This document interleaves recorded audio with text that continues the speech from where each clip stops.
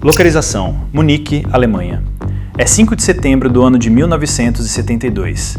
Eram 4 horas da manhã quando 8 homens pularam a cerca da Vila Olímpica. Eles carregam rifles Kalashnikov e granadas escondidas em bolsas esportivas. Vestem agasalhos, como se fossem atletas. Ninguém suspeitava de nada. Em minutos, eles invadem os apartamentos da delegação esportiva de Israel. 2 atletas reagem e são mortos na hora. Outros 9 são mantidos como reféns. Por quase 20 horas, o mundo inteiro assistiu ao vivo pela televisão, pela primeira vez na história, um ataque terrorista acontecer em tempo real. Cerca de 900 milhões de pessoas coladas na tela assistindo. E então vieram as notícias. Todos os reféns estavam mortos. 11 atletas israelenses assassinados. E um policial alemão também. O grupo responsável se chamava Setembro Negro, uma organização afiliada à OLP, a Organização para a Libertação da Palestina. Para Israel, aquele dia não seria esquecido, e muito menos perdoado.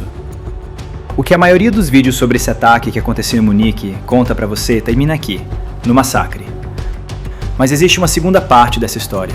Uma história que durou 20 anos, atravessou dezenas de países, envolveu assassinos treinados, diplomatas, agências de inteligência europeias e uma lista de execução que transformou arquivos de inteligência. E hoje, aqui no Ótica Militar, nós vamos contar a história dessa operação por completo.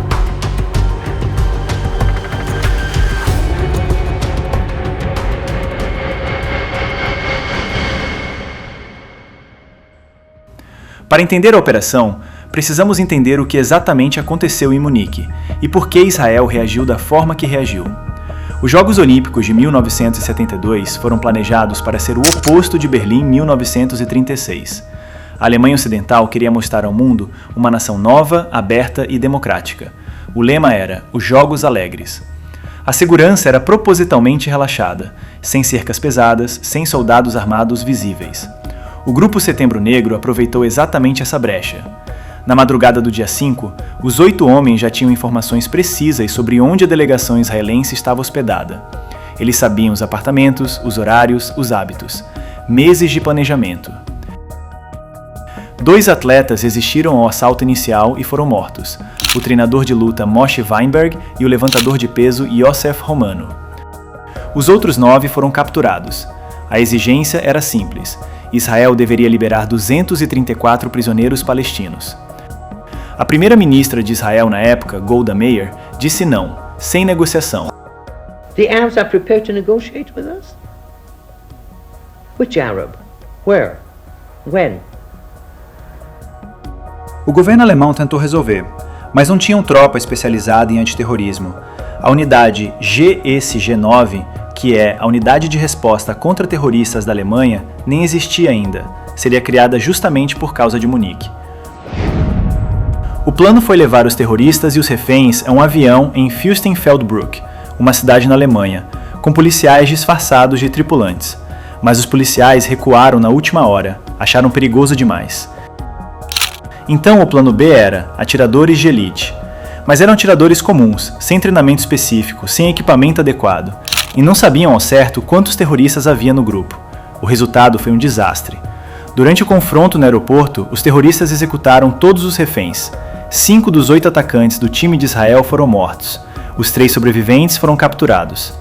Menos de 2 meses depois, o grupo Setembro Negro sequestrou um avião da Lufthansa, e a Alemanha Ocidental libertou imediatamente os 3 terroristas capturados em troca dos passageiros.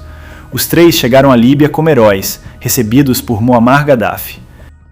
A primeira-ministra de Israel, Golda Meir, ficou furiosa e tomou uma decisão que mudaria a história da inteligência mundial. Em uma reunião fechada em Jerusalém, a primeira-ministra autorizou o Mossad a caçar e eliminar cada pessoa envolvida no planejamento do massacre das Olimpíadas em Munique, em qualquer lugar do mundo, pelo tempo que fosse necessário. A ordem foi direta: encontrar os responsáveis, onde quer que estivessem.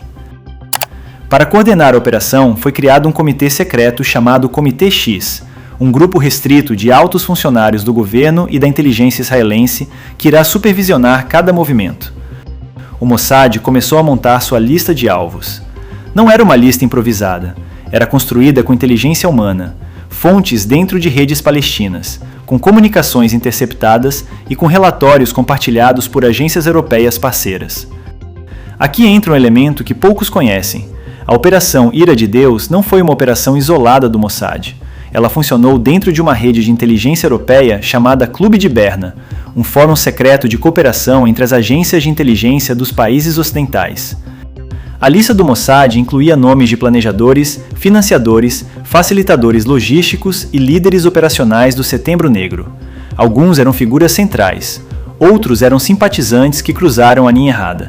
Cada nome era um alvo. Cada alvo recebia uma sentença. As operações aconteceram em múltiplos países: Roma, Paris, Nicósia, Madrid, Beirute, Khartoum.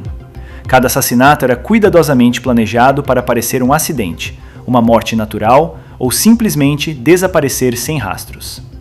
Entre 1972 e o fim da operação, o Mossad eliminou dezenas de pessoas ligadas ao ataque.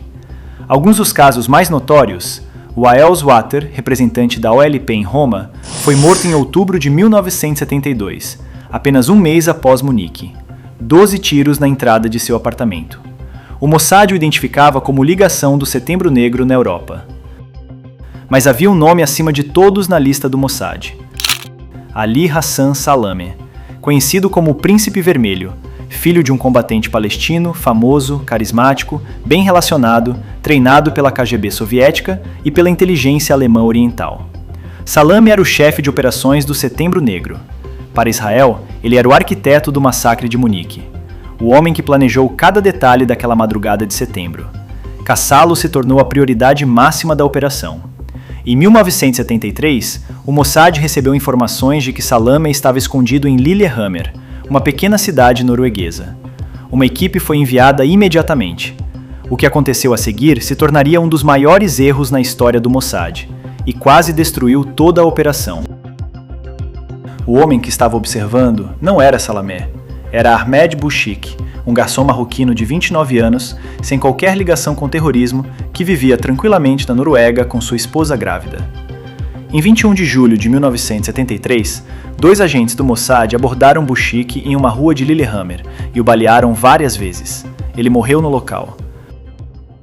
O que veio a seguir foi um desastre completo. Diferentemente de outros países europeus, a Noruega não fechou os olhos. A polícia norueguesa foi eficiente, rápida, e prendeu vários agentes do Mossad nos dias seguintes. 2 agentes foram condenados por assassinato em tribunais noruegueses. Passados os anos mais turbulentos do escândalo, o Mossad reorganizou seus esforços.